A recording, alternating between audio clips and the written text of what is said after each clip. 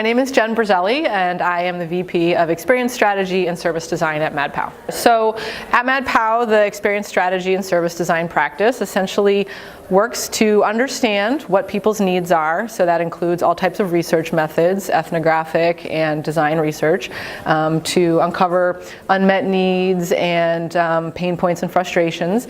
And then we use the insights from that type of process to uncover the most important opportunities, whether it's to improve an existing experience, to mitigate pain points and frustrations in a patient's experience, or even to preempt some of those frustrations or challenges altogether by changing the way that systems and people work together, both on the front lines of interactions with patients as well as behind the scenes. So sometimes we improve patient experiences by figuring out how to improve what caregivers or providers or clinical staff are doing in their daily lives, which in turn mediates the patient experience. Well, I think for me personally, it actually wasn't even specifically healthcare. It was a little bit more of a motivation to want to understand what makes people tick and what helps them improve their own lives.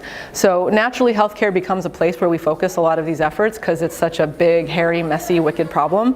And personally, I think we all have stories. We have family or friends who we know have been through the healthcare system, and we've all bumped up against some of those places where it's a challenge to either get the care you need or to feel like you've been heard or you have agency in your care decisions. So like anyone, I probably have specific examples where family members or friends and loved ones have had trouble, and that motivates me when I think about trying to help somebody else who I may never have met, but I can have empathy for their situation, knowing that if I can figure out a way to improve the system or the tools or the experiences that others are having that might in turn improve their case, that kind of motivates me on a personal level. So we do, as you know, MadPow does a lot of work in healthcare, so I could probably ramble off a lot of examples, but just one more recent one. We did work to help health insurer better understand people's mental models around health coverage. They basically started off asking the question, how do people think about their coverage and their benefits? Because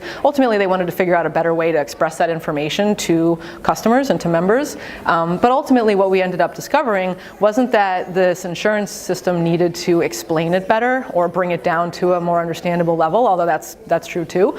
But actually the way that people orient themselves to that kind of information was just fundamentally different than what that insurance company was already thinking. So that's a project where, as a designer, as a strategist, I helped us understand the member's mental model in terms of how they think about coverage information, and then to visualize or articulate that. So in this case, we did a lot of research and then we created that in a visual artifact.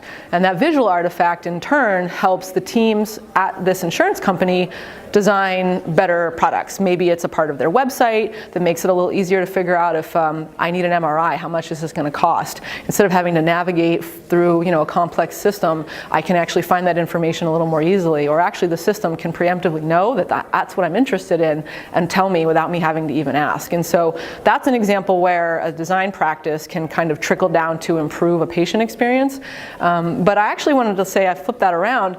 That question's almost kind of the reverse of what I want us to be asking as practice, because it's not so much about where can designers plug in to improve other people's experiences. I'd actually rather be asking, what can we be doing to empower other people to become designers, to become co-designers of their own experience? And so a lot of people know that's one of my personal passions, and I would love it if in the future, in a way, we kind of put ourselves out of business, although we never will, mainly because I would love to empower people, whether it's patients or doctors or others in the health ecosystem, to actually have the tools and the language to start to solve some of these problems for themselves. And so that becomes a challenge in both teaching folks how to engage in creative activities and how to effect change in their various systems and ecosystems, but also in changing the role of a designer from being an expert who comes in and just studies and just tries to look at people as test subjects, and instead comes in and facilitates. And we've heard a lot of that in our themes today about design as facilitation rather than just problem solving.